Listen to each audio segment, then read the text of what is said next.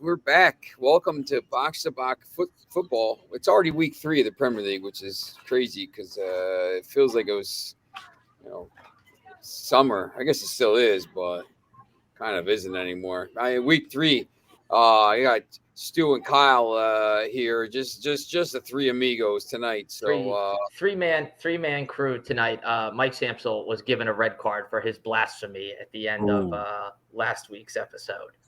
Then I saw he went out and tweeted something about goal numbers and neglected to mention that 20 of Harvey Barnes' career goals were scored in either the second or third tier of English football. So, so he's been sent off for his blasphemy at the end of last week. We kid, Mike. That's like talking about my penalty, my penalty save I made for Nottingham High School back in 1991. That count as a clean sheet or something like that. I guess if they're going to count goals in League One, but not League One. So. But make sure you follow us on Box to Box Football wherever you get your podcast. You know how it works. Hit the like button, ring the bell if you gotta. If you're ready for ringing the bell, whatever it is you got to do. You know how it works. Drop a comment. What you like to see, anything you would like to hear from us. So again, 3-man crew tonight. So Sean and Stu, just 2 weeks into the season, only 3 teams are 2 wins from 2. Brighton on top of the table, scored 8 goals through the first 2 games. Now, granted, that was 4 against Luton and then 4 against Wolves. Man City and then Arsenal, the 2 teams that were pegged as the title front runners. But I just wanted to get your thoughts, and Sean, I'll start with you. Just overall impressions 2 weeks into the season. Maybe what's your overreaction? Look, Brighton is really good. I think we all know that. Once again against 2 teams that might get one team that's going to get relegated and one team that could get relegated. So you kind of expect teams to do that, but other teams haven't. Manchester United didn't do that against Wolves. I think. The teams at Brighton, Manchester City, and Arsenal, I think they're European teams. We're going to see a lot of wins from them this year. At the bottom of the table, Everton, man, you just see them. I just think they're in a lot of trouble. I still, Chelsea, I just don't know what to think of Chelsea at this point. We'll see. They play. By the time you're watching this, they're going to be playing today. So, we'll see if they don't have a big result today. I think they're in a little bit of trouble. But, it's very early in the season. Stu, I know you gave flowers to Brighton on the last podcast. You have any overreactions, though, to the early part of the season? Yeah, honestly, I guess Brighton would be the obvious one just because, they're probably not a team that's going to finish top 3 like City and Arsenal are. Those are the 3 teams that are currently at 6 points tied for the top of the table. I guess I would say Man United in terms of a team that maybe hasn't looked as great as we thought. But if you go on social media, I'm sure Sean can speak to this more as well. But it's a lot of doom and gloom for a team that I think once they get healthy, buy in a player or 2, I think they'll be fine. Now, are they going to finish 2nd or 3rd, or is it going to be 4th or 5th? I think is the question. But the doom or gloom that you kind of see around Ten Hag's squad for a guy who's, through his first 40 games has 78 points, second to only Pep Guardiola, who had 82. It's tough to really be too concerned about Man United at this point, but if you go on social media, you'll see a lot of people that are concerned, I would say. They're already injured. See, Luke Shaw is going to be out for a couple of weeks. Mason Mount's going to be out. Look, Luke Shaw, obviously he's good, but I think they can figure out a way to, they could play Delot there. They could put Alvaro Fernandez. I think they'll be all right against Nottingham Forest. Now against Arsenal, that's another deal. But I think the whole thing, it's not really about. It's just like everything. First of all, Manchester United Twitter is the worst.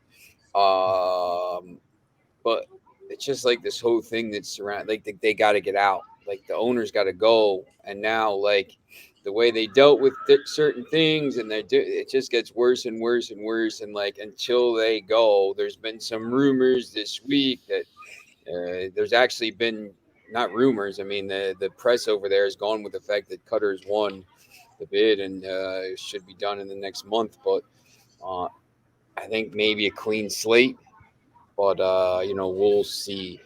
It's good. Yeah, and we'll talk now about this Manchester United game coming up on Saturday. Nottingham Forest coming in the Old Trafford. Now, United started slow last season, 2 losses, and then picked it up. Forest was awful away from home last season, but they got 37 points at home last year, and then they started this year with a victory over Sheffield United at home. Any concern over this game, Sean, given the way United has started the last couple of years? No, last year against Nottingham Forest, they played them in the League Cup semis.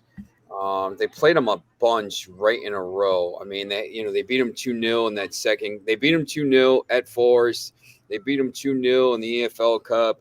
They beat them 3-0 in the first leg, and they beat them 3-0 in the league. So that's a combined last year. What's that? 10-0 in 4 games. And the last time they played them before that was the 8-1 game back in '99. I just think that they're a team they don't have too many issues with. Like it's unlike Wolves. I thought Nottingham Forest last year in those games were kind of a little naive in the way they set up, and I just think Manchester United can go at them. It just depends, like if they're saying maybe Højlund might play, if Rashford's back out to the left, and they got the fidget spinner on the right, and whatever the midfield. I think they'll be all right against Forest. But look, I mean, there's a lot of stuff going on, a lot of injuries. A lot of stuff going on, but this was the game last year where they kind of turned it around. I believe they played Arsenal. They beat Liverpool. I think they beat Liverpool. It was either Liverpool or Arsenal in that third game last year. After they started with 2 losses, and it kind of like turned the season around. So they just got to get through this game, win it, see what you can do at. Emirates is a real tough place to play, although they should have had a point last year, but not a lot of concern yet. We'll see, though. This injury crisis could get worse. Stu, Nottingham Forest, is that a tricky team? Sometimes we saw them. They went to Arsenal in the opener. They fell behind by 2 goals, kind of hung around, and then Iwoni, who's been really good for them dating back to the end of last season, scores on the counter. Scores again against Sheffield United last week. Is Nottingham Forest a team that can potentially be tricky? I know they weren't great. They weren't very good at all on the road last season. I don't think so. And yeah, Sean, it was Liverpool that third game, the 2-1 win for United. So thank you so much for bringing that up and giving me those memories of that horrible. I remember it was like a Monday game or something. Yep. It wasn't great, but yeah, I cannot see this as really a trap game for United, especially the fact that it's at Old Trafford, right? Forest stayed up last year because they had a lot of success at home. On the road was totally different. Just 1 win, 5 draws, and 13 losses away from home for Forest. So they're a totally different team at home than they are on the road.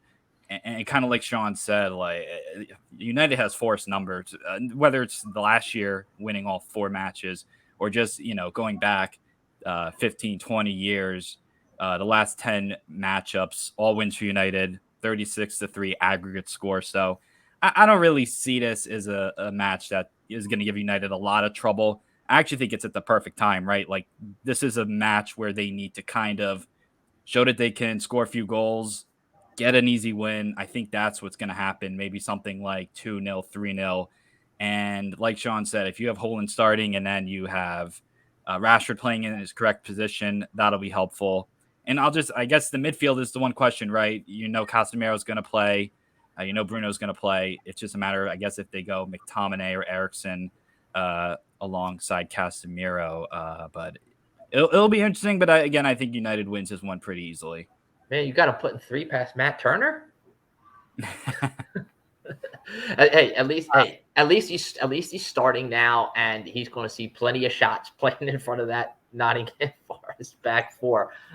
Let's go down to the Capitol. Oh, again, just Nottingham Forest at Manchester United. That's a Saturday game. Again, these are our times, 10 a.m. Eastern time here on the United States. Let's go down to the Capitol where we have a London derby. Fulham is going to Arsenal. Arsenal has got 2 wins from 2, but hasn't been overly convincing. Didn't really have that killer instinct against Forest in the opener after they got the 2-goal lead, and then Crystal Palace picked up a look. They held on at Selhurst Park where they were, the last 25 minutes playing down a man. Crystal Palace is pumping balls into the Arsenal box, able to repel that challenge. But again, not overly convincing. Sean, your thoughts on Arsenal through 2 games? Yeah, look, I mean, I haven't really been. I actually thought Newcastle last week in the losses kind of showed me a little bit more than Arsenal has in 2 of these wins. They're going to win a lot of games because they have talented players. I still want to see what they can do once this Champions League starts. I'm not sure how deep they are. I haven't been overly impressed. I don't think. Fulham now without Mitrovic, I don't know. It's a tough game. I know they're going to invest some money here in the next couple weeks. You don't know who they're going to get, but I just, Fulham away haven't been great. So I think this is a tough match for Fulham. Arsenal is going to click at some point. I mean, they're a good team. I don't want to say very good. I still think.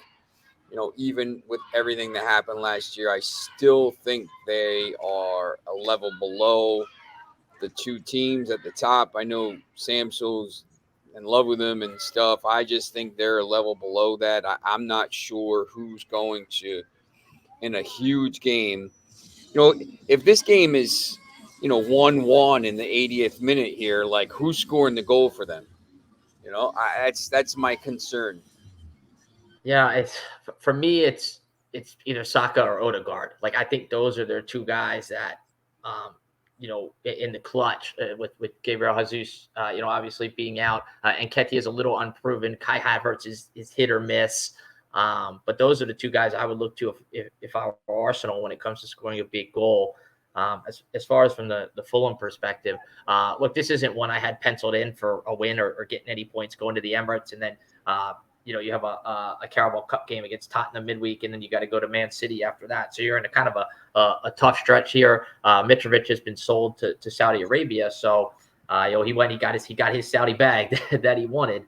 But look, you've got cash to spend now if you're Fulham, and you need a center forward. Like we talked about it last week on the pod, but those goals are hard to replace. Mitrovic scored over 100 goals for this club. I know a lot of them came in the in the championship where he scored 40 plus in the promotion season, but he does so much for you even when he's not scoring. And I know one of those guys I liked was Balogun from Arsenal. Now it looks like he's going to go to Monaco for about $40-ish million. He's a guy who has never been able to break in to the Arsenal side. He's kind of been on the fringes of it. He would get a cup game here, a cup game there. Went on loan to the French league last year, scored 21 goals for I believe that's Heims is how you pronounce that. And they're probably spelled Heims, spelled Reims. In France in Ligue 1 in France, and they're probably a notch below Monaco on the rung. If you think about the pecking order, Monaco is typically one of the top teams in the French league, and it's if that is where it ends up being, because he's been linked to Chelsea, he's been sniffing around as well, and Fulham obviously has been linked to him as well. But if that's where he ends up, that's a league where he's had success scoring goals before. Stu, I don't know how much you've got a chance to see of him. He played in the Nations League. The 2 games in the Nations League for the United States. He just pledged his international allegiance to the U.S. before the summer window. He played against Mexico in the semifinal that the U.S. won 3-0. He scored his first goal for the U.S. in the final against Canada. That was a 2-0 victory, Stu. I don't know how much you've seen of him or what kind of player you think he can be. Yeah, I think like a lot of United States soccer fans, he's someone that was always a little bit on my radar, but someone obviously over the last 6 to 8 months that I've been paying a lot more attention to and watching a lot more of him. He is a good player. I think he's probably a titch below what Arsenal needs, hence why they are selling him.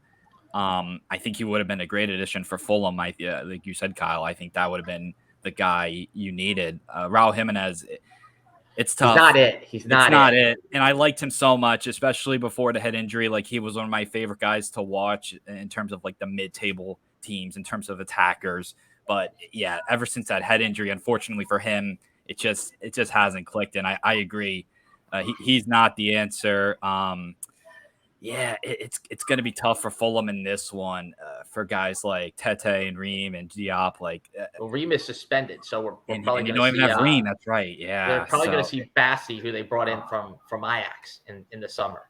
So that's a tough ask. I know Arsenal doesn't really have right now a striker, as we've talked about a lot on these first few shows, They but might not need one against they might Fulham. not need one. It might be a 2 goals for Saka, one for Martinelli type of a day. I guess for Arsenal, for me, what I've seen in their 2 games, uh, obviously the striker is something that I think they should have addressed by now. Getting Jesus back, I know he's back in training today, so getting him back in the next few weeks or maybe after the international break will be huge for them. But I do think they need someone else to kind of push him. In the left side, so last year they had a lot of Zinchenko, Granadaha, Tamarnelli. That left side was very fluid, very cohesive. Through the first 2 games, and I know they have Declan Rice, who they spent a ton of money on. He's new. And the first game, they had Jurgen Timber, who now is hurt, unfortunately. They played Tomiyasu in that second game. He's suspended. Zinchenko can still cycle, and he's suspended. So I guess we'll probably get Zinchenko back.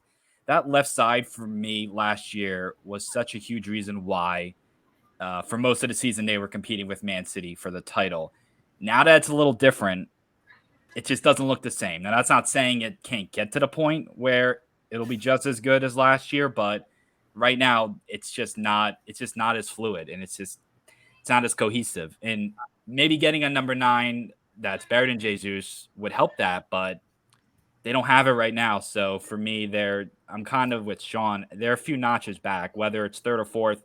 I'm not sure. I still think they're definitely a top 4 team, still definitely a Champions League caliber team, but they're for me way off of Man City right now, even though they are on 6 points. I think there's a chance, with Arsenal. First of all, there's always a chance that they give up goals. I mean, you've seen them leak goals at times in games.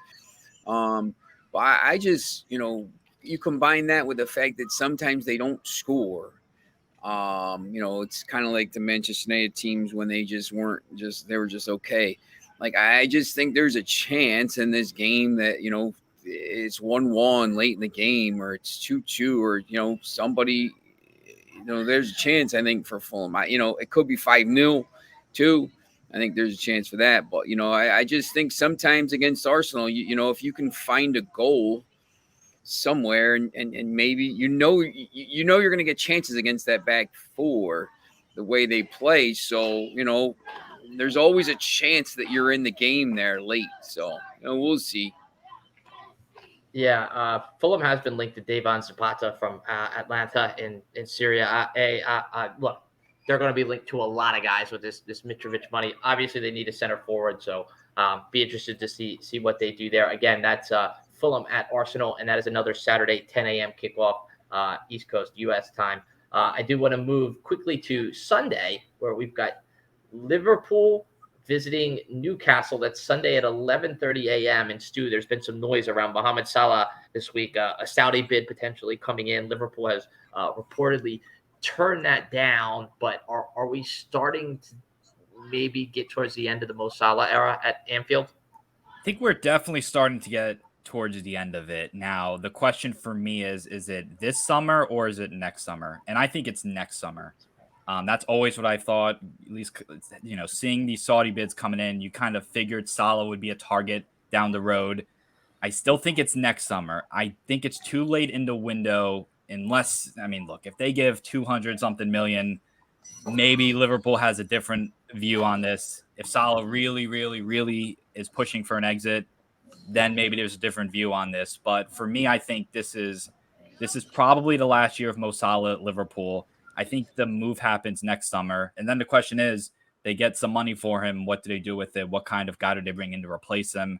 I mean, right now they really don't have another right winger. Traditionally, they can play Jota there. He's okay. They can play Gakpo there. It's not really. He's more of a false nine / left winger. They can put Harvey Elliott there, but he's obviously not. That's not who should be starting as a front three guy for Liverpool. So the question will be eventually who they get to replace him. But right now, I think he'll still be there, but it's definitely more of a question than it was a week ago. Sean, it's only week 3, but and I'll let you go on your Liverpool point here. But I was going to say it's only week 3. It's Liverpool, Newcastle. It's kind of a big game for week 3 again between two teams that probably consider themselves challengers for that top 4. Yeah, I mean, Liverpool already, with a big game opening weekend against Chelsea. I mean, if I was Liverpool, I mean, you already brought in Nunez and you spent all this money on him, and you have Jota and you have Diaz and you have these attackers. So, if you get a crazy amount of money, like 100 million bid, they might take it. I mean, they're big on net spend. I mean, I would think they'd probably reinvest that in a midfielder or something like that afterwards. But, look, the thing is with Newcastle, like they just don't drop points at home. Last year they were really, really good at home. Manchester United here is on a 30-game unbeaten streak at home. Newcastle had the same kind of record at home. Last year I think they drew some games. Most of their draws came on the road. It's a tough place to play. I mean, I think it's going to be open game. I mean, I think there's going to be some attacks. I think there's going to be some goals in this game. I think it's going to be pretty highly contested. So we'll see what happens. But Newcastle, really, really tough to beat at home. Stu, Liverpool, you like them in this game going to Newcastle, considering how tough it is to go to St. James Park and pick up a victory? I like them to score some goals. I don't know if I like them to win the game. I could see this being a 3-3, 3-2, maybe 3-2 Newcastle. I would probably say it'd be like a 3-3 draw, something like that. There's going to be goals, like Sean said.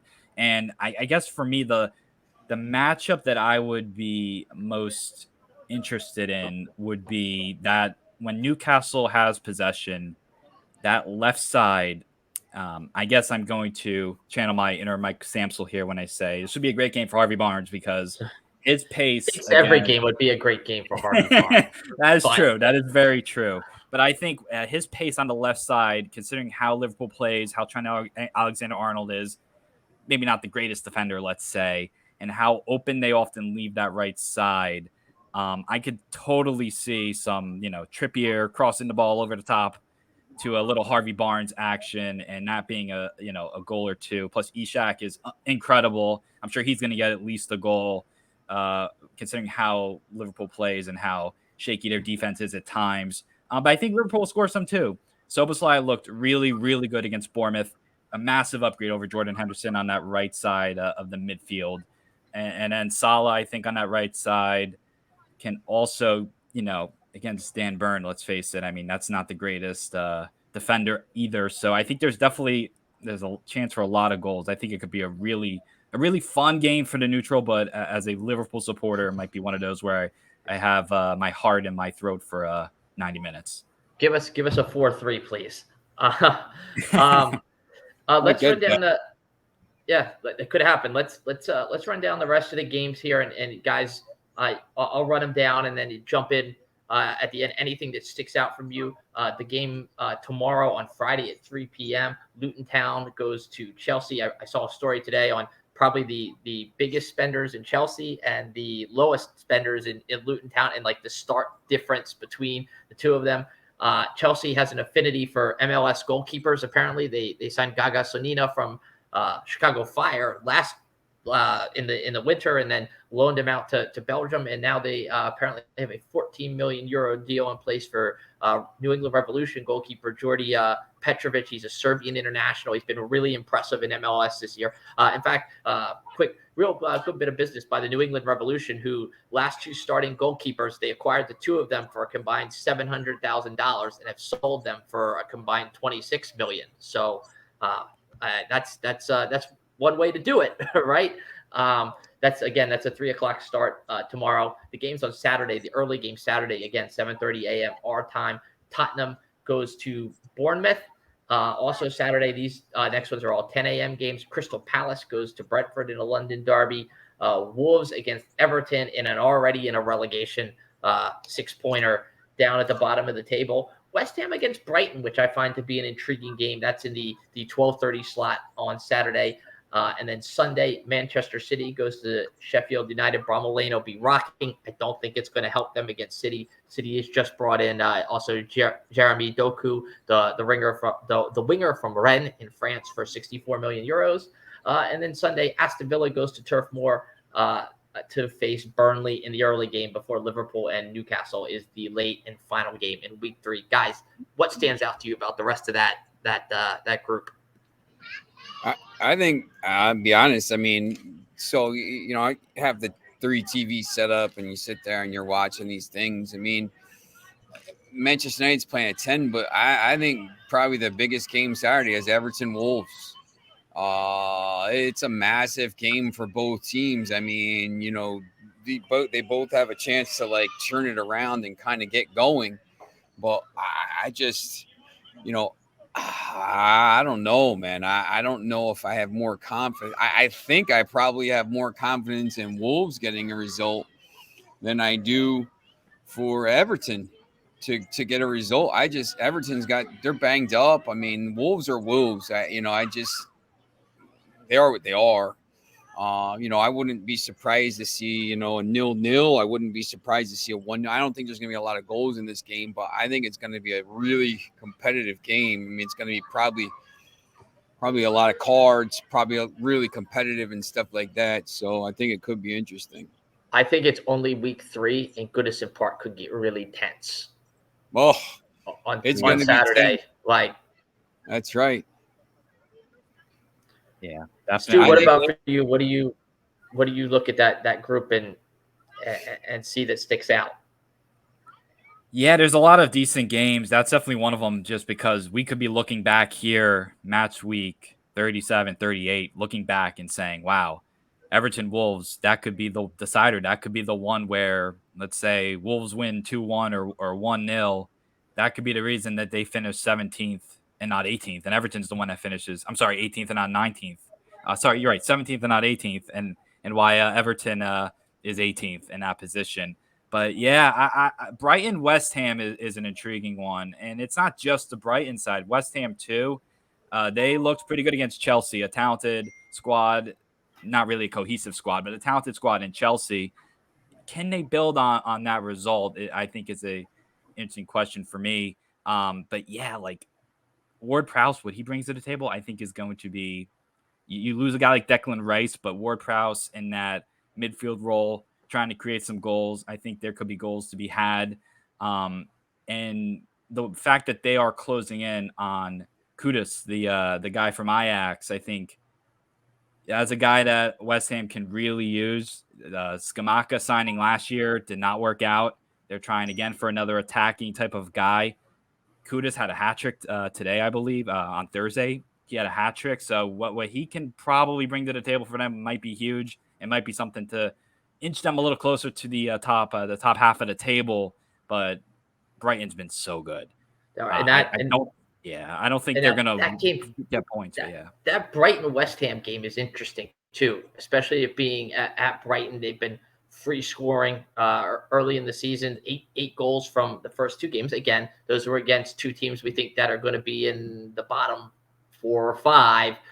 West Ham is a much tougher challenge than Luton or Wolves. And it's a West Ham team coming in with some momentum. David Moyes' squad picked up a nice win over Chelsea at home. They were down to 10 men, and not only were they able to protect a lead in that game, they actually went and got a third goal via a penalty kick. So again, I think this is a little bit of a litmus test for Brighton. Yeah, we all love what they've done. We love Matoma and the way he runs with the ball, and the way De Zerbi has coached those guys up, and the way he's got them playing. But this is a much tougher challenge, and I want to see if Brighton can continue to build on what it did the first 2 weeks. If Brighton goes out there and beats West Ham 3-0. Now, maybe we got a little something rolling here with them. Look, they're still going to run into the European competition where they're going to have to navigate the Europa League Thursday, Sunday. But again, it's a Brighton team I like. I know there's been people already starting to say, "Oh, could they finish top 4?" Well, it's early. It's early, but they certainly have talent. They're certainly exciting, and I think it's always good when you get new blood in there challenging for the top 4. That's why I like Newcastle kind of getting in there and getting top 4. I know it came at the expense of Liverpool, but I like the new blood in there. Go ahead, Stu. And Brighton, like you kind of said, like the European stuff is going to be starting up. And also after this next game, they have Newcastle. And then right after the international break, they have United. So those are going to be some pretty big tests. So they might want to get these 3 points against West Ham this weekend. The Brentford Crystal Palace game, I think, is pretty interesting. I think, first of all, it's London derby. Both these teams are, exciting and interesting to watch. It's the same thing. It's at 10 o'clock. I find sometimes these 10 o'clock kickoffs, they'll put these teams, Brentford and Crystal Palace and, Wolves there. They'll put kind of these teams, but they give you some of the pretty competitive games. I mean, they're not always, 4-3s are fun to watch, but if you're a fan of the game and you're a fan of real strategic games and 1-0 wins or late whatever it is, I mean actual games where the managers have to make changes and affect the game and stuff like that, I think sometimes these games are the ones that are really interesting. They're not, the bigger teams that they put on TV, and those are sometimes the more fun games to watch. Yeah, and anybody want a word on Tottenham Bournemouth before we move on to around the world? No interest.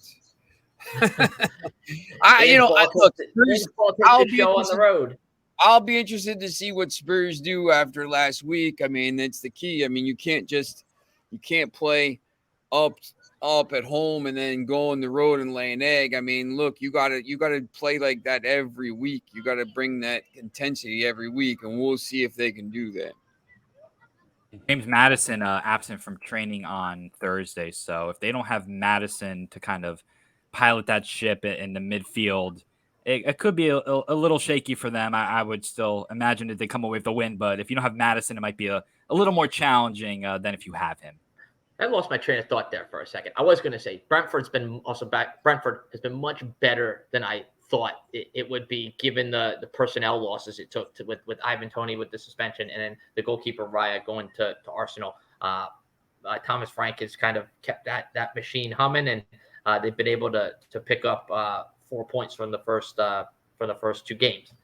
So with that, we are now going to our segment that we call Around the World. As it's going to get worse every single episode, guys. But the Champions League playoff ties, the first legs were completed this week. I'm just going to run down the scores from them. There were six games. Antwerp 1-0 over AEK Athens. Antwerp was able, the champions of Belgium, were able to hang on there after going down to 10 men early in the second half. Rangers 2, PSV 2 from Ibrox. Funny enough, that was the score last season when they met in the Champions League playoff. And then Rangers actually then went and won the second leg in Eindhoven to advance into the group stage. Copenhagen 1, Rakow Sedekova of Poland 0, Galatasaray 3, Molde of Norway 2, Braga from Portugal 2, Panathinaikos of Greece 1, and Maccabi Haifa of Israel 0, Young Boys of Switzerland 0. Guys, what stood out to you from those 6 games? Were there any teams from that grouping who you thought if they get into the Champions League, into the group stage, they could maybe be a tough opponent? I watched the Braga game. You know, the Portuguese league is pretty tough. I mean, I don't know. I mean, I don't know how that stadium is the nicest stadium in Europe. It's carved into the side of a mountain. The fourth side of the stadium is an actual mountain. It's really, really awesome. They built it for the Euros back in 2004 when Greece opened the tournament with a win over Portugal and closed it with a win over Portugal. But I think they could be a little bit tricky. I think, they always have talent. They give the teams, Porto and Benfica problems all the time. But, I think most of these teams, obviously everybody wants to see Rangers, I guess, except for Celtic. But, I don't know if any of these teams can really do too much about that. And I'm going to make that. I gotta bounce here. So I just want to say, I'm excited for these champs. I'm excited for the draw next week. So we'll kind of see that. So Sean is gonna head out here. So Stu and I will wrap up the Around the World. Stu, Champions League there. Anything stick out from you from those 6 games? Yeah, I watched a little bit of PSV Rangers, and again, I don't know if they can make a deep run in Champions League. I'm not going to say that, but PSV can play. I mean, Luke de Jong is a pretty good striker. I think he's a guy that could definitely find some goals. Sangari, I know he scored as well. He's a player Liverpool's actually been linked to, one of like a million guys this summer transfer window, but that's a guy I've kind of paid a little more attention to. He could play. So Gino Dest got some action in that game. So yeah, I guess right in and started. Yeah, right. It started on the left side.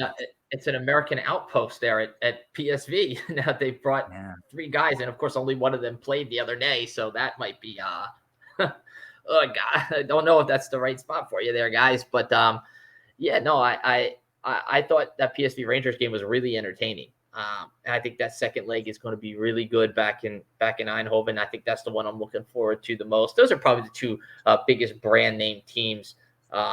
Definitely that were left in the side. I actually kind of like that Antwerp team too from Belgium. If you actually followed the Belgium league at all, it had a thrilling finish last year on the last day of the season where the title changed hands, I think 3 times in the last 5 minutes in stoppage time between 3 different clubs.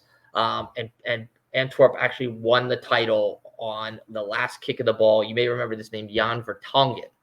He used to play for Tottenham, scored on a screamer in stoppage time that gave them the title over Genk.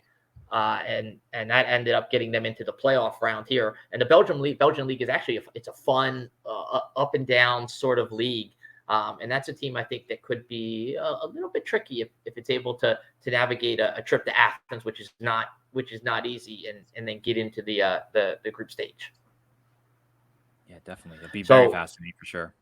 I do want to talk about Messi FC before we go, because Messi FC is still in line to do a double here. They won this Leagues Cup last week, and then just this week, Messi FC, of course, is Inter Miami. They went to Cincinnati, who is right now on top of the table in MLS and for the Supporters Shield, and came from 2 goals down to tie it at 2-2. Messi assisted on both goals. On the last goal, he dropped a dime onto the striker's head in the 98th minute, in the 8th minute of stoppage time to force the extra time. And then Miami actually took the lead 3-2 in extra time. Cincinnati came back, scored in the second half of extra time to make it 3-3. It went to a shootout. Miami won that shootout 5-4, and now will host the Houston Dynamo in the U.S. Open Cup final. And that's kind of the American version of the FA Cup. But his transformation of that club, just to give you the difference here, because I went in and pulled it up here. But Inter Miami, before Leo Messi got there, dead last in MLS, has not won in 11 straight league matches. So 15th place in the Eastern Conference, 18 points. You have to finish in the top 9 to qualify for playoffs in MLS from your conference. There's 2 conferences, an East and a West. Chicago Fire has 32 points right now. They're in the number 9 spot. So Messi's team has got to make up 14 points with 11 games to go and pass 1, 2, 3, 4, 5, 6 other clubs to make MLS Cup playoffs. That may be, look, I don't want to put anything past Messi, right? Like, this team was awful before he got there. Now he's brought his friends in Busquets and Jordi Alba, and they've made a couple other shrewd signings, and they've hired Tata Martino to come in and be the coach. So that makes a massive difference as well. But this guy is setting the league on fire. He hasn't actually played a league game, but he's come in here. He's setting it on fire. I know people have been critical of the level of MLS. Let's not act like Messi wasn't doing this to La Liga teams when he was at Barcelona for years and years and years and years. And then he went and did it at PSG. And then he's done it for Argentina time and time again. Like, this guy is the GOAT. Like, he is one of the greatest athletes of all time.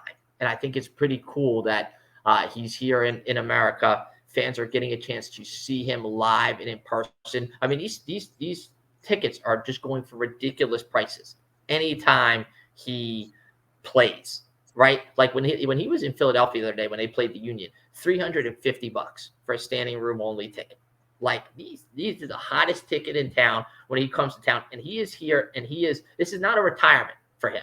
Like, he is taking it like he was playing Real Madrid when he was with Barcelona. And it's been really fun to watch. Now, I hope if they end up playing the Union again in the playoffs, the Union come out with a different plan and beat them. But it's been really unique to see the way he has captivated audiences, and even non-soccer fans who have kind of, tuned in to some of this stuff because he is such a famous name and such a tremendous player. And that was my Messi FC soapbox. No, Stuart, if you want a soliloquy, this is now your chance to do that.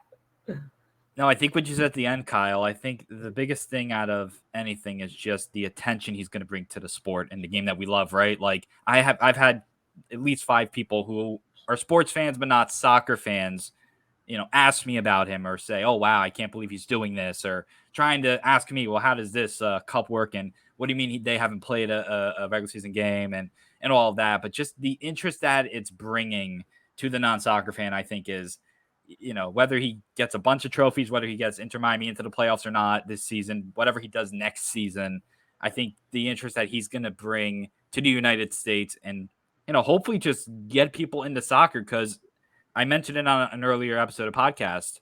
I'm 31. I spent 25, 26 years being like, oh, soccer, whatever, soccer. I'll watch every 4 years. I'll watch the World Cup. That's it. I don't really care about any of these clubs, any of these teams. It's whatever. And then now it's my favorite sport by far. It's the sport that I spend the most time watching, most time reading about. So it can happen for anyone. Just because you're an NFL fan and you don't really like soccer doesn't mean you can't, learn to love the sport of soccer. So I think Messi being in the United States, playing the way he is, putting on the show that he is, and like you said, not just a retirement tour. That's not just Messi showing up. It's Messi actually dominating the sport. It's just massive for the United States and the sport of soccer. And by the way, next game for Miami is going to be at the New York Red Bulls on the 26th. So that's going to be Saturday night. He'll be at the Red Bulls. So that place will be rocking in a way it hasn't been for a long, long time. They struggled to actually draw the Red Bulls. They haven't put a great product on the field for a few years. But I can guarantee you, man, that those tickets already long gone for that one. And by the way, I think Messi intends to play in the World Cup in 2026 in the United States. I think he absolutely intends to play one more World Cup.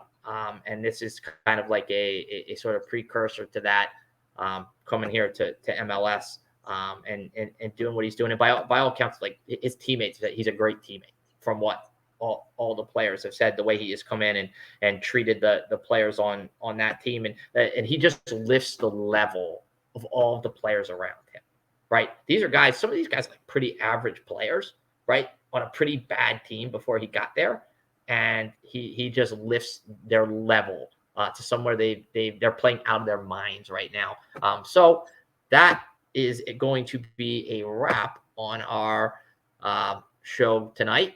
remember to follow us on Box to Box Football on Twixter. We're going with Twixter. You can find us on Instagram. You can hit us on Spotify or wherever you get your podcast, likes, comments, all that stuff. And hopefully we'll get the team back together next week. Mike Samsel will be off suspension. JJ Duke will be in here too. I'm sure he'll have some thoughts on the United game as well. So once again, thanks for joining us. And give us those stars. We like to see it. All right. Good stuff, man. I will I'll talk to you soon. I will not be on next week. Okay. Yeah, I've got to check my schedule because once we start